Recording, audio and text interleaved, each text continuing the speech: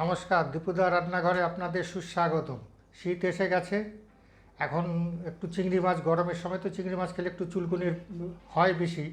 তো শীতের সময় সেটা হয় না, তো শীতের মধ্যে একটু চিংড়ি মাছের রান্নাটা আপনাদের আজকে আমি প্রসেসটা দেখাবো। আজকে আমি চিংড়ি মাছ ভাপা করব। তার মধ্যে দেবো 1.5 চামচ নুন, হলুদ দেবো ছোটো চামচের 2.5 চামচ, সর্ষে বাটা দেব 4 চামচ,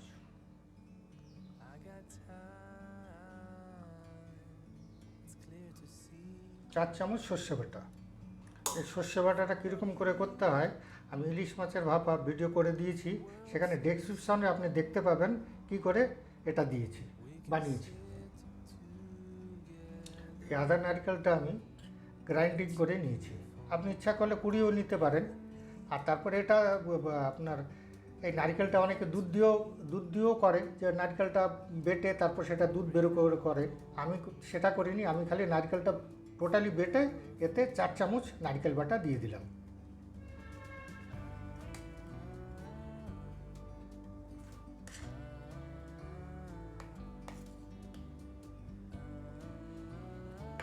এখন দেবো আমি সর্ষের তেল। সর্ষের তেলে 50-60 গ্রামের মতন দিয়ে দেবেন, আবার রান্নার সময়ও দিয়ে দেবেন।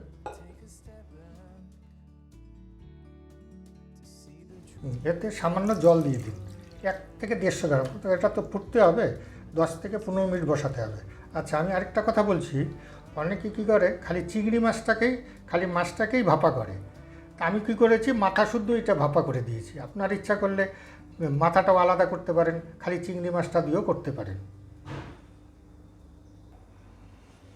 এখানে 100 গ্রামের মতন তেল আপনি কড়াইতে দিন। ব্যাস 100 গ্রাম মতন কড়াইতে তেল দিয়ে দিলে তেলটা আমার গরম হয়ে গেছে। এতে ছোটো চামচের 1 চামচ কালো জিরে আর 4টে ফাড়া কাঁচা লঙ্কা, 2 ভাগ করে 4টে ফাড়া কাঁচা লঙ্কা। আমার কাঁচা লঙ্কাটা, কালো জিরেটা হয়ে গেছে, এখন আমি মাছটা ছেড়ে দেবো এতে।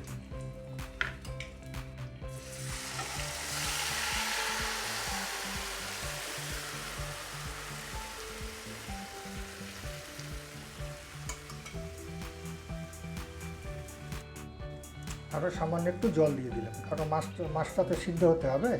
মিডিয়ামে আছে আপনি 10 থেকে 15 মিনিট রেখে দিলেই হয়ে যাবে। এবং আমি এখন এটাকে ঢাকনা দিয়ে ঢেকে দেবো, একদম মিডিয়াম আছে একে রেখে দেবেন। 15 থেকে 18 মিনিট হয়ে গেছে আমার। দেখুন আমার চিংড়ি মাছের ভাপা হয়ে গেছে। চিংড়ি মাছ অনেকে এমনি করেও ভাপা করা যায়, আর অনেকে টিফিন কারিতে করে জলে বসিয়েও ভাপা করা যায়। দুভাবেই চিংড়ি মাছটা ভাপা করা যায়। এখন আমি এতে গার্নিশিংয়ের জন্য একটু ধনেপাতা দেব।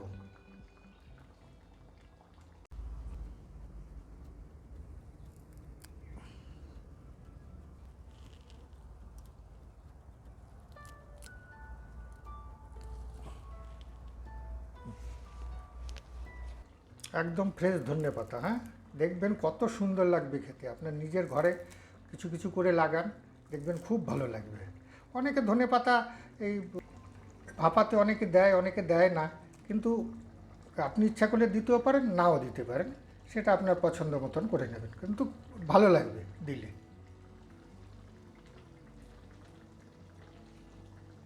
হবে চিংড়ি মাছের ভাপা আমার হয়ে গেছে, আশা করি নিশ্চয়ই ভালো হবে। আপনাদের খেয়ে ভালো লাগলে সাবস্ক্রাইব করুন এবং বন্ধুবান্ধবদেরও শেয়ার করুন।